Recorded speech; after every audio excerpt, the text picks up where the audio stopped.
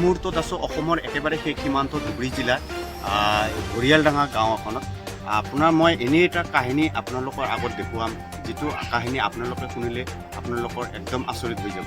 কাৰণ এনেকুৱা এটা কাহিনী, মৰ্মান্তিক মানে কাহিনীটো এনেকুৱা, হাইস্কুল শিক্ষান্ত পৰীক্ষাৰ এজনী ছোৱালী, তাইৰ মাক ইফালে GNRCত মানে ভৰ্তি হৈছে, কঠিন বেমাৰ, গ'ল্ড ব্লাডাৰ ষ্ট'ন অপাৰেশ্যন, এনেকুৱা কঠিন বেমাৰত এইফালে মাকে GNRCত ভৰ্তি হৈছে আৰু আনফালে মেট্ৰিক পৰীক্ষা দি আজি সেই ছোৱালীজনী কণমানি ছোৱালীজনী মধুস্মিতা ৰয়, তাই 74% পাই উত্তীৰ্ণ হৈছে। মই আপোনালোকক দেখাইছোঁ কোনে কোনে।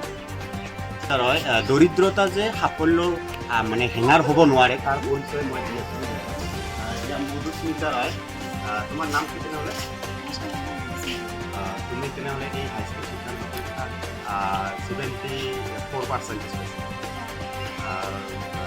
লেটাৰ পাইছে কেইটা? ছ'চিয়েল চায়েন্স, হিন্দী বিষয়ত, ইলেক্টিভ ছাবজেক্ট হিন্দী বিষয়ত পাইছে। তো এই মধুস্মিতা ৰায় বহুত পৰিশ্ৰম কৰি বহুত অধ্যৱসায় আৰু ত্যাগ স্বীকাৰ কৰি মেট্ৰিক শিক্ষান্ত পৰীক্ষাত ভাল ফল দেখুৱাইছে। তো আপোনালোকে কি সন্তুষ্ট নে? নাই, মই আৰু কি ক'ম আৰু, কষ্ট কৰি পঢ়িছে, হয় কৰি যিখিনি পাইছে সেইখিনিতে আমি সন্তুষ্ট। বেছি আশা কৰি তোলা যিখিনি পাইছে। হয় হয়। এখেতৰ মা শুনিছোঁ বোলে বেমাৰ আছিল। হ্যাঁ, তেখেতৰ মাক গুৱাহাটীত লৈ গৈছিল নাৰ্ছিং হোমত। হয়, তাতে পঢ়া শুনা অলপ ভেগাত হৈছে। হয় হয়। এইটো হৈছে আৰু তথাপি বহুত ভালে পাইছে, পৰিশ্ৰম কৰি সাৰ্থক হৈছে, সাৰ্থক হৈছে। ইমান মানে কি হেঙাৰ হ'ব যে নোৱাৰে, সমস্যা থাকিলেও যে সমস্যাৰ লগত যুঁজ দিব পাৰিছে, এইটো আচলতে ডাঙৰ। মই ভাবাই নাছিলোঁ ইমান দূৰ আগবাঢ়িব, কিন্তু খুব ভাল পাইছে। তো আচলতে তোমাৰ ঘৰ ক'ত আচলতে? মোৰ ঘৰ হৰিয়াল কাছৰখানা। তো এই মধুস্মিতা ৰয় ঘৰ আচলতে হৰিহাট কাছৰখানা ঘৰ। এখেতে মামী ইয়াত আছে, এখেতৰ মামী হয়। তো আপুনি কি কয় যে কেনেকুৱা ষ্টাডি কৰিছে আৰু যে ইমান সমস্যাৰ মাজত যে আপোনাৰ মানে ভাগিনী ইমান ভাল ৰেজাল্ট কৰিছে, এইটো কি কয় আপুনি? কি কওঁ আৰু, ভাল হৈছে আৰু এত কষ্টৰ ভিতৰত মানে ভাল ৰেজাল্ট পাইছে। মই তো ভাবাই পোৱা নাই, ইমান ভাবি পোৱা নাই। ভাল হৈছে, মোক সবাকে ভাল লাগিল আৰু মোকো ভাল লাগিল সবাকে। তাৰপিছত ইমান কষ্ট কৰি এইবাৰ মানে ইমান ভাল ৰেজাল্ট হ'ল, সবাই ভাল পালে। ঠিক আছে, বহুত ভাল পাইছে, তাইৰ ৰেজাল্টত সন্তুষ্ট। আচলতে তাইৰ মা কঠিন বেমাৰত ভুগি আছিল, গুৱাহাটীত হস্পিটেলত এডমিট হৈছিল। তেতিয়া তাই পৰীক্ষাত মানে ব্যাঘাত জন্মিলেও ইমান সমস্যাৰ লগত যে, ইমান সংঘৰ্ষৰ লগত যে যুঁজিছে, এইটো এটা মানে উদাহৰণ। ক'বলৈ গ'লে এইটো এটা উদাহৰণ। আমাৰ লাগিলে ভৱিষ্যত প্ৰজন্মৰ কাৰণে এইটো এটা মানে উদাহৰণ হিচাপে আমি এইকাৰণে ক'ব পাৰোঁ, কাৰণ ভৱিষ্যত প্ৰজন্মৰ তেনেকুৱা যদি অসুবিধা বাধা নেওচি এনেকুৱা মানে উদাহৰণ খুব কম, বিৰল পোৱা যায়। তো আজিকালি এনেকুৱা ভৱিষ্যত প্ৰজন্ম হয়তো এনেকুৱা হ'ব পাৰে যে এনেকুৱা সমস্যা হ'লে দেখা গ'ল যে লাষ্টত ডাইভাৰ্ট হৈ যায়, কিন্তু তাই ডাইভাৰ্ট হোৱা নাই। তাই আৰু দুগুণ মনোবল বৃদ্ধিৰে তাই ইমান কষ্ট সহ্য কৰি নিজৰ মা হস্পিটেলত আছিল, মমায়েকৰ ঘৰত আহি ইমান দূৰ বাট নেওচি, সুদূৰ গাঁৱলীয়া, ইমান ভিতৰুৱা গাঁৱলীয়া পৰিৱেশৰ পৰা ইমান দৰিদ্ৰ বাট মানে নেওচি যি ইমান এটা সাফল্য লাভ কৰিছে, তাইৰ কাৰণে আচলতে ক'বলৈ গ'লে আমাৰ যে অসম চৰকাৰে মই ভাবোঁ অসম চৰকাৰে এনেকুৱা পৰিস্থিতি, এনেকুৱা ল'ৰা ছোৱালীহঁতক আচলতে কিবা মানে সুবিধা দিব লাগে, নে কি কয় আপুনি? স্থানীয় ৰাইজ হিচাপে আপুনি হয়নে? হয়, মোৰ নাতনি হয়। হয় হয়। এই মোমায়েকৰ ঘৰত থাকি পঢ়া-শুনা কৰিছে, ভালেই কৰিছে, যিখিনি ৰিজাল্ট কৰিছে। হয়, মই এতিয়া উপস্থিত আছোঁ জিনকাটা তাৰমানে অসমৰ ধুবুৰী জিলাৰ শেষ সীমান্ত ক'বলৈ গ'লে হালাকুৰাৰ ওচৰৰ জিনকাটা প্ৰথম খণ্ড, দ্বিতীয় খণ্ড গাঁৱত উপস্থিত আছোঁ। সদানন্দ ভকত এখেত টিচাৰ হয়। তো এখেতৰ জীয়ৰী সুমনা ভকত, তুমি এই হাইস্কুল শিক্ষান্ত পৰীক্ষাত কিমান পাৰ্চেণ্টেজ পালা? মই 83.66% পালোঁ। হয়, আৰু কেইটা বিষয়ত লেটাৰ পাইছে? মই 5টা বিষয়ত। তুমি সন্তুষ্ট নে? হয় আৰু অলপ ভাল লাগিছিল আৰু কোনটোত বাদ পৰিল 6টাৰ ভিতৰত জেনেৰেল মেথমেটিক্স জেনেৰেল মেথছ কি হ'ল মানে আমাৰ চিলেবাছটো আউট অফ চিলেবাছ আহিছিল হয় সেইকাৰণে অলপ বেয়া হৈ গ'ল ঠিক আছে তাৰমানে চিলেবাছটো অলপ হেৰি হোৱাৰ কাৰণে তাই জেনেৰেল মেথছটো তাৰমানে অলপ মানে 80 নাপালে তাৰমানে মানে 80 লেটাৰ মাৰ্ক নাপালে এইটো তো আপুনি আমাৰ এখেতৰ দেউতা সদানন্দ ভকত এখেত এজন শিক্ষক হয় তো আপুনি কি কয় এই বিষয়ত আপোনাৰ ছোৱালী ইমান ধুনীয়া ৰিজাল্ট কৰিছে ভালেই ক'ম আমি তো আপুনি সন্তুষ্ট নে মই প্ৰথমতে বিজ্ঞানী অসম নিউজলৈ সকলো কৰ্মকৰ্তাক ধন্যবাদ জনাইছোঁ মই সন্তুষ্টই তাই যিখিনি কষ্ট কৰিছে তাৰ ফল পাইছে ময়ো শিক্ষক ইমান দেখাই দিব পৰা নাই মই স্কুললৈ ব্যস্ত আছিলোঁ গতিকে যিখিনি পাইছে তাৰ স্কুলৰ শিক্ষক লগতে তাইৰ চেষ্টা তাইৰ মাকৰ তৎপৰতা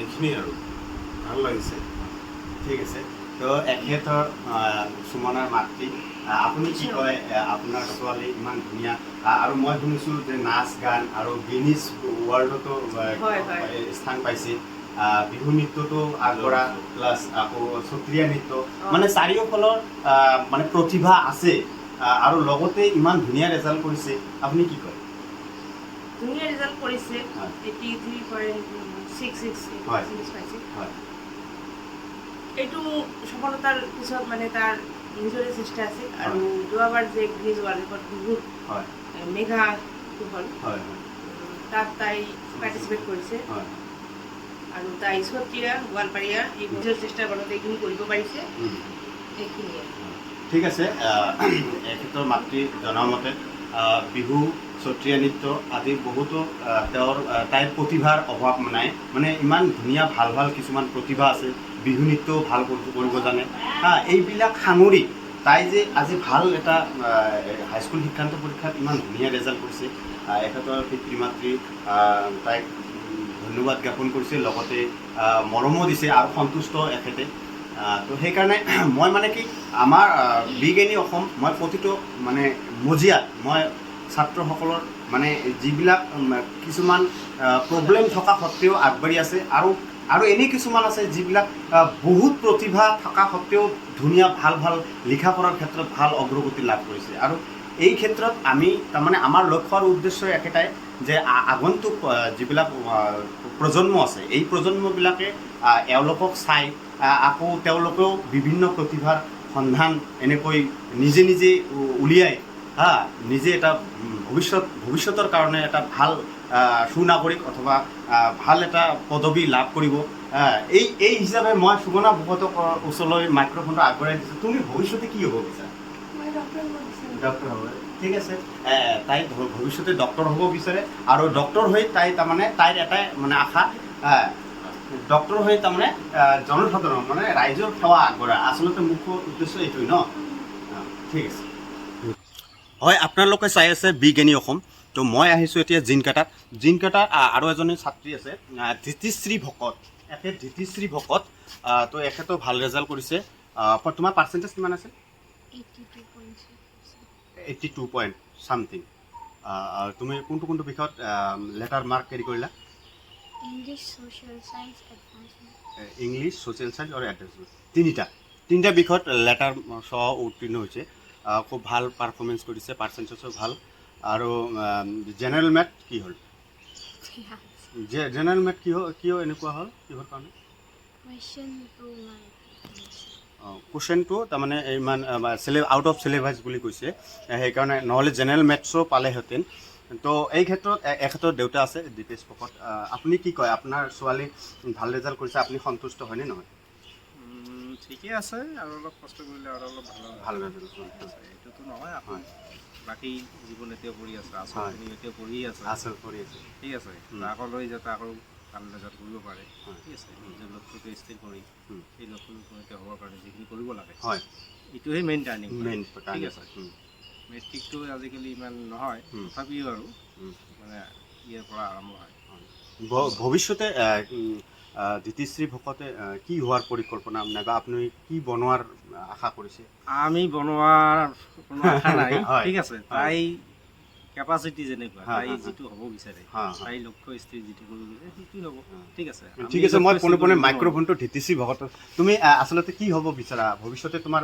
ফিউচাৰ প্লানিং কি মানে তাই ডক্টৰ হ'ব বিচাৰিছে যাতে ডক্টৰ হৈ ভৱিষ্যতে তাৰমানে জনসাধাৰণৰ সেৱামূলক কাম মানে সেৱা আগবঢ়াব সুনাগৰিক হোৱাৰ এটা পৰিকল্পনা লৈছে আৰু লগতে মানে এটা কথা ইয়াতে স্পষ্ট হৈ পৰিছে যে আৰ্থিক দৈন্যতা সাফল্যৰ হেঙাৰ হ'ব নোৱাৰে ইমান আৰ্থিকভাৱে একদম মানে ক'বলৈ গ'লে দুৰ্বল তো তথাপিও ইমান পৰিশ্ৰম কৰি এখেতৰ ছোৱালীক ইমান ধুনীয়া ভাল এটা ৰেজাল্ট আজি উত্তীৰ্ণ মানে মেট্ৰিক পৰীক্ষা শিক্ষান্ত পৰীক্ষাত ইমান ভাল ৰেজাল্ট কৰিছে তো খুব ভাল এটা গৌৰৱৰ বিষয় যিনকেইটা তুমি শংকৰদেৱ শিশু নিকেতন ন শংকৰদেৱ শিশু নিকেতনৰ পৰা ভাল এটা পাৰ্চেণ্টেজ লৈ আহিছে ধন্যবাদ ঠিক আছে